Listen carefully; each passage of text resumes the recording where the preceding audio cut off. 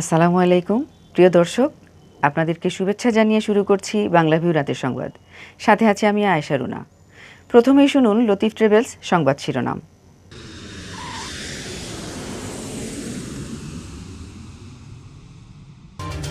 সিলেট সহ সারা দেশে শুরু হয়েছে গণটিকার দ্বিতীয় ডোজ প্রদান। সিলেট বিভাগে দ্বিতীয় ডোজ পাবেন 2,35,000 জন।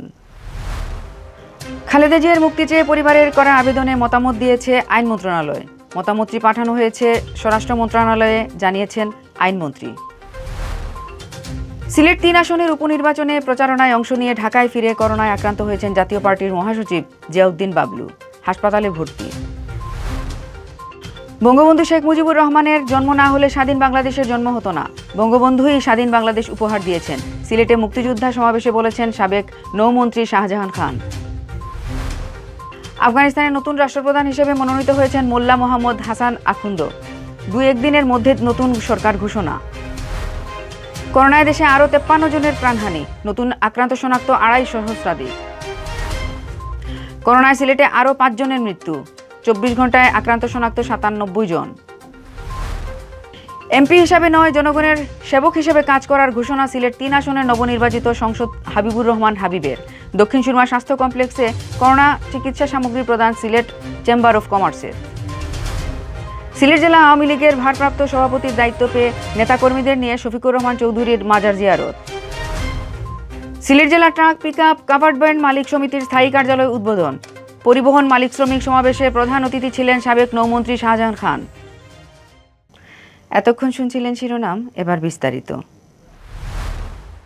গেল মাসের শুরুর দিকে সিলেট সহ সারা দেশে গণটিকা কার্যক্রম চলেছিল।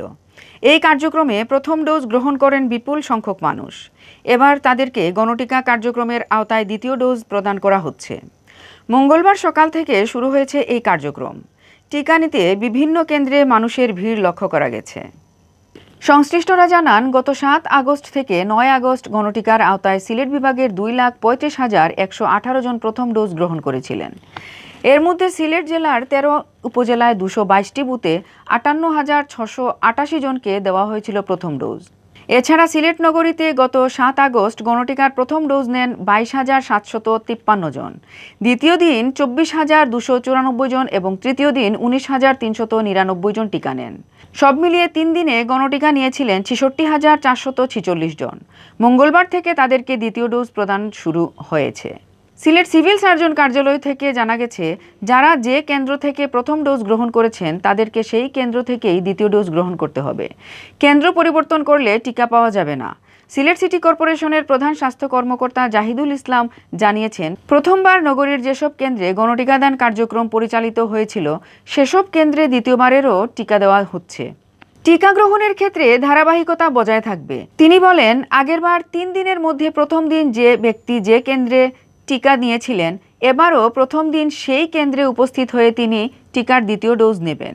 দ্বিতীয় দিন নিলে দ্বিতীয় দিন এবং তৃতীয় দিন নিলে তৃতীয় দিন কেন্দ্রে গিয়ে টিকা নিতে হবে।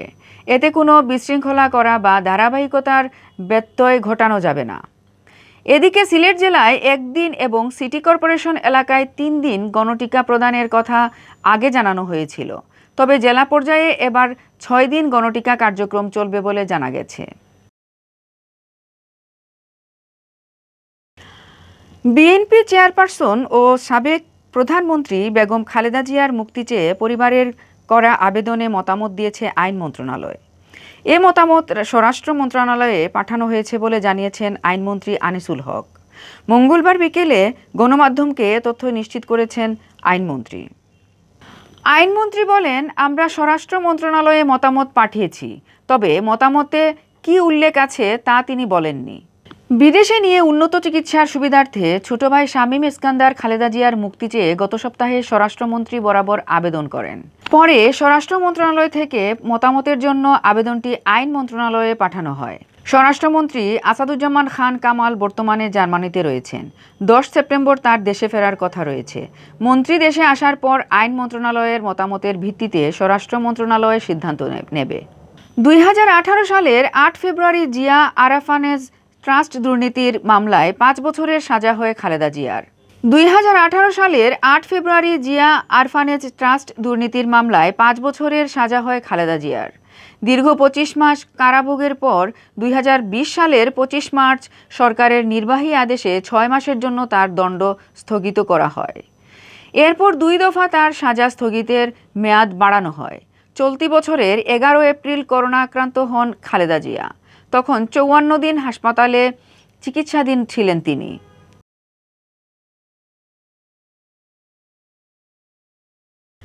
সিলেট 3 আসনের উপনির্বাচনে দলীয় প্রার্থীর পক্ষে প্রচারণায় অংশ নিয়ে ঢাকায় ফিরে করোনায় আক্রান্ত হয়েছেন জাতীয় পার্টির মহাসচিব জিয়াউদ্দিন আহমেদ বাবলু। সোমবার করোনা পরীক্ষা করে রিপোর্ট পেয়েছেন বাবলু। তাকে ধানমন্ডির লেবেড স্পেশালাইজড হাসপাতালে ভর্তি করা হয়েছে। মঙ্গলবার সকালে জাতীয় পার্টির চেয়ারম্যানের প্রেস সেক্রেটারি খন্দকার দেলোয়ার জালালি এ তথ্য জানান। সিলেট 3 আসনে উপনির্বাচনে দলীয় প্রার্থী আতিকুর রহমান আতিকের প্রচারণায় অংশ নিতে 1 সেপ্টেম্বর সিলেটে আসেন জাপা মহাসচিব বাবলু। সিলেট থেকে ফিরে তিনি শরীরে করোনার উপসর্গ টের পান। এরপর করোনা পরীক্ষা করাতে নমুনা দেন তিনি। পরীক্ষায় তিনি আক্রান্ত বলে শনাক্ত হন। এদিকে দলের মহাসচিবের সুস্থতা কামনা করে দেশবাসীর কাছে দোয়া চেয়েছেন জাপার চেয়ারম্যান GM কাদের।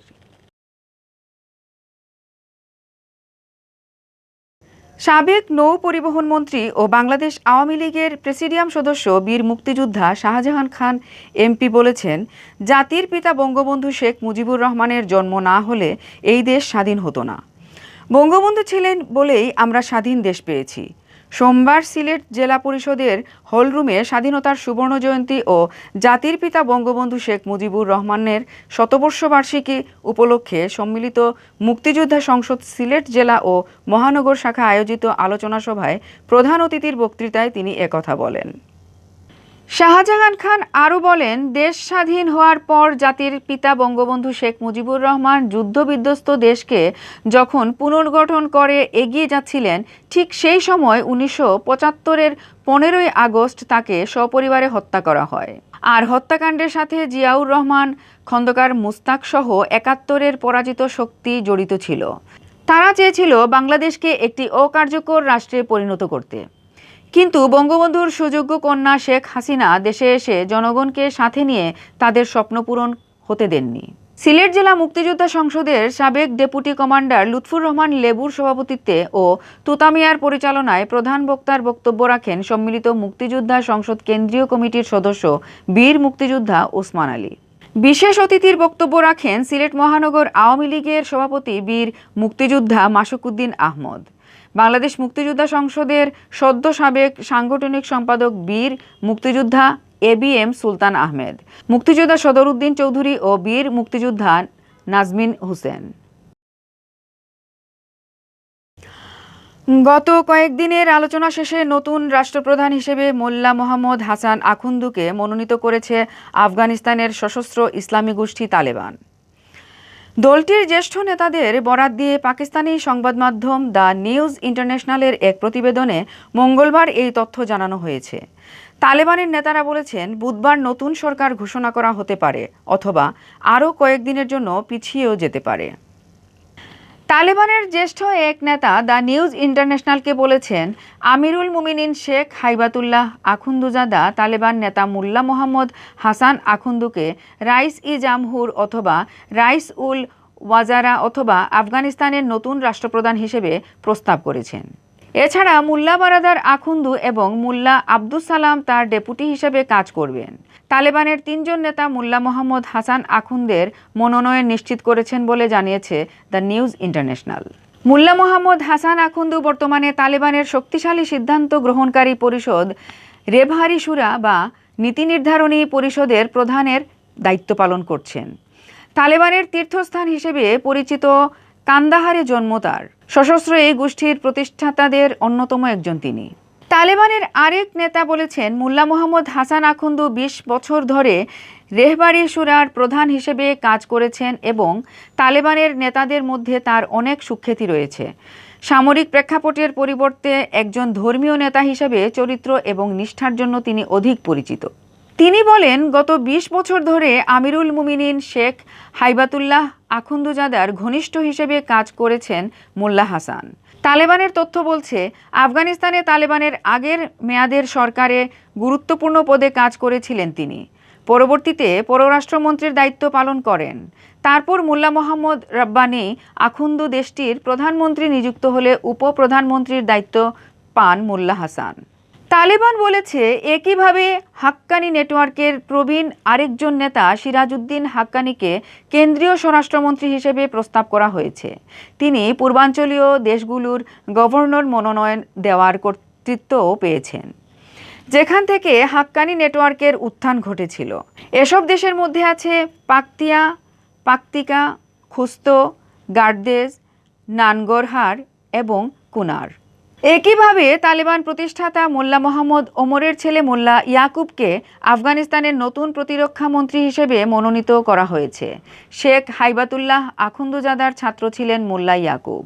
তালেবানের সূত্র বলছে, মোল্লা ইয়াকুবকে তার বাবা এবং কাজের প্রতি নিবেদনের জন্য বরাবরই শ্রদ্ধা করেন শেখ হাইবাতুল্লাহ আখুন্দজাদা। মোল্লা ইয়াকুবকে সশস্ত্র যোদ্ধাদের সর্বাধিনায়ক নিযুক্ত করেছিলেন শেখ হাবিবুল্লাহ এবং পরবর্তীতে তাকে শক্তিশালী সামরিক কমিশনের প্রধান হিসেবে নিয়োগ দেওয়া হয়। আফগানিস্তানের সাম্প্রতিক ক্ষমতা দখলের লড়াইয়ের সশস্ত্র অভিযানে নেতৃত্ব দিয়েছিলেন মোল্লা ইয়াকুব। তার নেতৃত্বে তালেবানের যোদ্ধারা প্রথমে প্রত্যন্ত গ্রামীণ এলাকা, জেলা শহরের দখল নেওয়ার পর দেশের সব প্রদেশ এবং পরবর্তীতে রাজধানী কাবুলের নিয়ন্ত্রণ নেয়। মোল্লা ইয়াকুবের ঘনিষ্ঠরা বলেছেন, অভিযানের সময় তিনি খুব কম সময়ই ঘুমাতেন এবং পুরোপুরি ঔষধের উপর নির্ভরশীল ছিলেন। তালেবানের জ্যেষ্ঠ কিছু নেতা তাকে আর খুব বেশি দায়িত্ব না নেওয়ার পরামর্শ দিয়েছেন। এর আগে তালেবানের মুখপাত্র জাবিউল্লাহ মুজাহিদকে নতুন তথ্যমন্ত্রী হিসেবে নিয়োগের প্রস্তাব দেওয়া হয় বলে এই গোষ্ঠীর সূত্রগুলো জানিয়েছে। কিন্তু পরবর্তীতে তালেবানের নেতারা রাষ্ট্রপ্রধান মোল্লা হাসান আখুন্দের মুখপাত্র হিসেবে জাবিউল্লাহ মুজাহিদকে নিয়োগের সিদ্ধান্ত নেন। তালেবান বলেছে, মোল্লা আমির খান মুত্তাকিকে আফগানিস্তানের নতুন পররাষ্ট্রমন্ত্রী হিসেবে মনোনীত করা হয়েছে। কিন্তু তালেবানের একেবারে ভেতরের সূত্রগুলো বলছে, দায়িত্ব বন্টন করতে গিয়ে কিছু ছোটখাটো সমস্যা হয়েছিল, সেগুলোর সমাধান করা হয়েছে।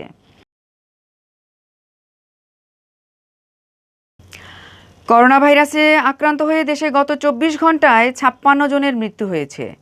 আর এ পর্যন্ত করোনায় মোট মৃতের সংখ্যা দাঁড়িয়েছে 26,684 জনে।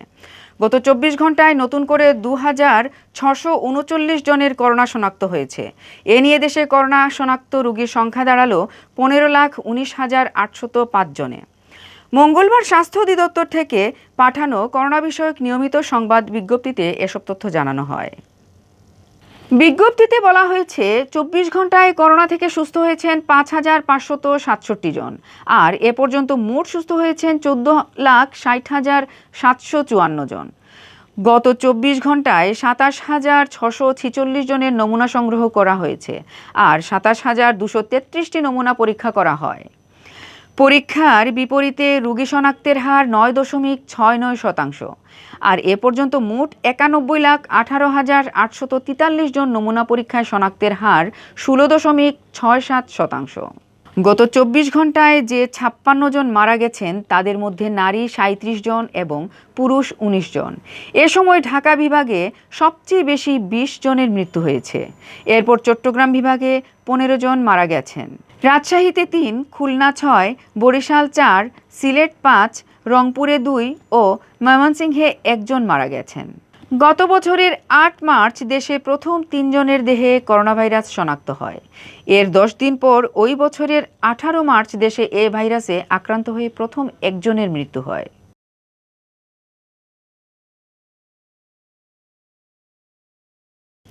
করোনা ভাইরাসে আক্রান্ত হয়ে সিলেটে আরও 5 জনের মৃত্যু হয়েছে। গেল 24 ঘন্টায় আগের দিনের চেয়ে বেড়েছে আক্রান্ত শনাক্তের সংখ্যা। মঙ্গলবার দুপুরে স্বাস্থ্য অধিদপ্তরের সিলেট বিভাগীয় পরিচালক ডাক্তার হিমাংশু লাল রায় স্বাক্ষরিত এক প্রতিবেদনে এ তথ্য জানানো হয়। প্রতিবেদনে উল্লেখ করা হয়, মঙ্গলবার সকাল 8টা থেকে পূর্ববর্তী 24 ঘন্টায় সিলেট বিভাগে মারা গেছেন 5 জন। এর মধ্যে 2 জন মারা গেছেন ওসমানী মেডিকেল কলেজ হাসপাতালে আর বাকি 3 জন মারা গেছেন সিলেট জেলায়। এ নিয়ে বিভাগে মৃতের সংখ্যা দাঁড়িয়েছে 1,111 জনে। এর মধ্যে উসমানী হাসপাতালে 108 জন সহ সিলেট জেলাতেই মারা গেছেন 920 জন। মৃতদের মধ্যে সুনামগঞ্জের 72 জন, মৌলভীবাজারের ৭২ জন ও হবিগঞ্জের ৪৭ জন রয়েছেন। সর্বশেষ ২৪ ঘন্টায় বিভাগে ৯৭ জন করোনা রোগী শনাক্ত হয়েছেন। শনাক্তদের মধ্যে উসমানী হাসপাতালে ১৪ জন সহ ৪৮ জন সিলেটের। এছাড়া সুনামগঞ্জের ১২, মৌলভীবাজারের ২৫ ও হবিগঞ্জের ১২ জন রয়েছে। এর আগের ২৪ ঘন্টায় ৮১ জন করোনা রোগী শনাক্ত হয়েছিলেন। সর্বশেষ ২৪ ঘন্টায় ১,০২৯ জনের নমুনা পরীক্ষা করা হয়।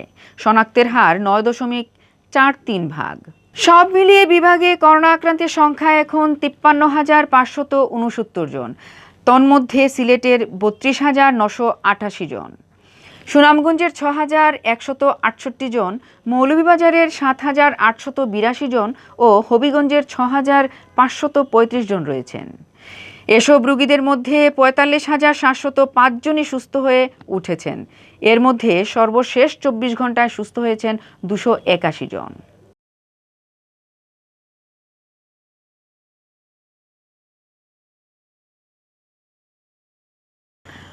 করোনা রোগীদের চিকিৎসার জন্য দক্ষিণ সুরমা উপজেলা স্বাস্থ্য কমপ্লেক্সে চিকিৎসা সামগ্রী প্রদান করেছে Sylhet chamber of commerce and industry. চিকিৎসা সামগ্রীর মধ্যে ছিল অক্সিজেন কনসেন্ট্রেটর ও হাই ফ্লো নেজল ক্যানোলা সহ আরও কিছু জিনিসপত্র। মঙ্গলবার দুপুর ১২টায় চেম্বার কনফারেন্স হলে এফবিসিসিআই এর সহযোগিতায় এ চিকিৎসা সামগ্রী প্রদান করা হয়। সিলেট চেম্বারের সভাপতি আবু তাহের মোহাম্মদ শুয়েবের সভাপতিত্বে অনুষ্ঠানে প্রধান অতিথি হিসেবে উপস্থিত ছিলেন সিলেট ৩ আসনের নবনির্বাচিত সংসদ সদস্য হাবিবুর রহমান হাবিব। প্রধান অতিথির বক্তব্যে সিলেট ৩ আসনের এমপি হাবিবুর রহমান হাবিব বলেন, জনগণ আমাকে ভোট দিয়ে এমপি নির্বাচিত করলেও আমি বৃহত্তর সিলেটের জনগণের সেবক। তাই বৃহত্তর সিলেটের উন্নয়নে নিরলসভাবে কাজ করে যাব। তিনি বলেন, শিল্প, পর্যটন ও কৃষি খাতে সিলেট অনেক সম্ভাবনাময় এলাকা, কিন্তু বিভিন্ন সমস্যার কারণে আমরা আশানুরূপ এগিয়ে যেতে পারিনি। এসব সমস্যা দূরীকরণে তিনি তার পক্ষ থেকে সার্বিক সহযোগিতার আশ্বাস প্রদান করেন। সভাপতির বক্তব্যে সিলেট চেম্বারের সভাপতি আবু তাহের মোহাম্মদ শুয়েব বলেন, করোনা মহামারীর কারণে বর্তমানে বাংলাদেশ এক দুর্যোগময় সময় অতিবাহিত করছে। সরকারের একার পক্ষে এ পরিস্থিতি মোকাবেলা করা সম্ভব নয়। তাই করোনা রোগীদের সঠিক চিকিৎসার্থে বাংলাদেশের ব্যবসায়ী সংগঠনগুলো এগিয়ে এসেছে। অনুষ্ঠানে দক্ষিণ সুরমা উপজেলা স্বাস্থ্য কমপ্লেক্সের আরএমও ডাক্তার রুবাইয়া আহমেদের নিকট oxygen concentrator, high flow nasal cannula সহ বিভিন্ন চিকিৎসা সরঞ্জাম হস্তান্তর করেন হাবিবুর রহমান হাবিব এমপি ও সিলেট চেম্বার নেতৃবৃন্দ। সিলেট জেলা আওয়ামী লীগের ভারপ্রাপ্ত সভাপতির দায়িত্ব পেয়ে নেতাকর্মীদের সাথে নিয়ে মাজার জিয়ারত করেছেন সাবেক সংসদ শফিকুর রহমান চৌধুরী। সোমবার বাদ মাগরিব হজরত শাহজালাল রহমতুল্লাহি আলাইহি ও হজরত শাহপরান রহমতুল্লাহি আলাইহি এর মাজার জিয়ারত করেন তিনি। সিলেট জেলা আওয়ামী লীগের সভাপতি অ্যাডভোকেট মোহাম্মদ লুৎফুর রহমানের মৃত্যুজনিত কারণে সভাপতির পদটি শূন্য হওয়ায় সংগঠনের গঠনতন্ত্র মোতাবেক সিনিয়র সহসভাপতি শফিকুর রহমান চৌধুরীকে সিলেট জেলা আওয়ামী লীগের ভারপ্রাপ্ত সভাপতির দায়িত্ব প্রদান করা হয়। দলের কেন্দ্রীয় সাধারণ সম্পাদক ওবায়দুল কাদের স্বাক্ষরিত এক পত্রের মাধ্যমে তাকে এ দায়িত্ব দেয়া হয়। ভারপ্রাপ্ত সভাপতির দায়িত্ব পেয়ে সোমবার হজরত শাহজালাল রহমতুল্লাহি আলাইহিও ও হজরত শাহপরান রহমতুল্লাহি আলাইহিও এর মাজার জিয়ারতে যান শফিকুর রহমান চৌধুরী। মাজার জিয়ারত শেষে সংক্ষিপ্ত বক্তব্যে শফিকুর রহমান চৌধুরী তাকে ভারপ্রাপ্ত সভাপতির দায়িত্ব প্রদানের জন্য বাংলাদেশ আওয়ামী লীগের সভাপতি শেখ হাসিনার প্রতি গভীর কৃতজ্ঞতা জানান। তিনি দায়িত্ব পালনে সকলের সহযোগিতা কামনা করেন।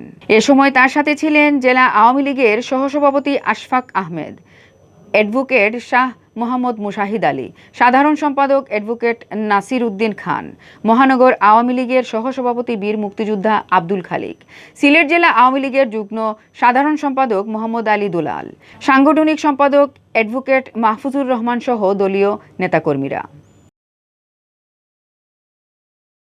বাংলাদেশ সড়ক পরিবহন শ্রমিক ফেডারেশনের জাতীয় সভাপতি ও সাবেক নৌ পরিবহন মন্ত্রী শাহজাহান খান এমপি বলেছেন, মেহনতি মানুষের মুক্তির বরাত নিয়ে এদেশের রাজনীতিতে ধূমকেতুর মতো আবির্ভাব ঘটেছিল জাতির জনক বঙ্গবন্ধু শেখ মুজিবুর রহমানের, যিনি আপামর জনতার সমর্থন ও সহযোগিতায় স্বাধীন সার্বভৌম বাংলাদেশের প্রতিষ্ঠা করতে সক্ষম হয়েছিলেন। তিনি সোমবার রাতে নগরীর হুমায়ুন রশিদ চত্বরে সিলেট জেলা ট্রাক পিকআপ কাভার্ড ভ্যান মালিক সমিতির স্থায়ী কার্যালয় উদ্বোধন ও মালিক শ্রমিক সমাবেশ উপলক্ষে আয়োজিত সমাবেশে প্রধান অতিথির বক্তব্যে এসব কথা বলেন। শাহজাহান খান বলেন, বঙ্গবন্ধু তনয়া শেখ হাসিনা স্বাধীনতা পরবর্তী সময়ে সবচেয়ে সফলতার সাথে বাংলাদেশকে উন্নতি ও সমৃদ্ধির পথে পরিচালিত করেছেন। শেখ হাসিনার সরকার দেশের পরিবহন মালিক ও শ্রমিকদের জীবন ও জীবিকার উন্নয়নে আন্তরিকভাবে কাজ করে যাচ্ছে। সিলেট জেলা ট্রাক পিকআপ কাভার্ড ভ্যান মালিক সমিতির প্রতিষ্ঠাতা সভাপতি গোলাম হাদি সয়ফুলের সভাপতিত্বে সমাবেশে বিশেষ অতিথি হিসেবে উপস্থিত ছিলেন বাংলাদেশ সড়ক পরিবহন শ্রমিক ফেডারেশনের কেন্দ্রীয় সাধারণ সম্পাদক ওসমান আলী, বাংলাদেশ আওয়ামী লীগ সিলেট মহানগর শাখার সাধারণ সম্পাদক অধ্যাপক জাকির হোসেন ও বাংলাদেশ সড়ক পরিবহন মালিক সমিতির সাংগঠনিক সম্পাদক হুসেন আহমদ মজুমদার। সাধারণ সম্পাদক ফয়জুল ইসলাম ও সাংগঠনিক সম্পাদক সাব্বির আহমদ ফয়েজের যৌথ পরিচালনায় সমাবেশে অন্যান্যের মধ্যে বক্তব্য রাখেন সিলেট জেলা ট্রাক পিকআপ কাভার্ড ভ্যান শ্রমিক ইউনিয়নের সভাপতি আবু সরকার, কার্যকরী সভাপতি আব্দুস সালাম, সহসভাপতি জুবের আহমেদ, সাধারণ সম্পাদক আমির উদ্দিন, সিলেট জেলা বাস মিনিবাস শ্রমিক ইউনিয়নের সভাপতি মইনুল ইসলাম, সাধারণ সম্পাদক আব্দুল মুহিন, সাংগঠনিক সম্পাদক আবুল হোসেন, ট্রান্সপোর্ট মালিক গ্রুপের সভাপতি শাহেদ আহমদ, সাধারণ সম্পাদক নুরুল ইসলাম, কোষাধ্যক্ষ মোহাম্মদ লিপু সহ আরও অনেকে।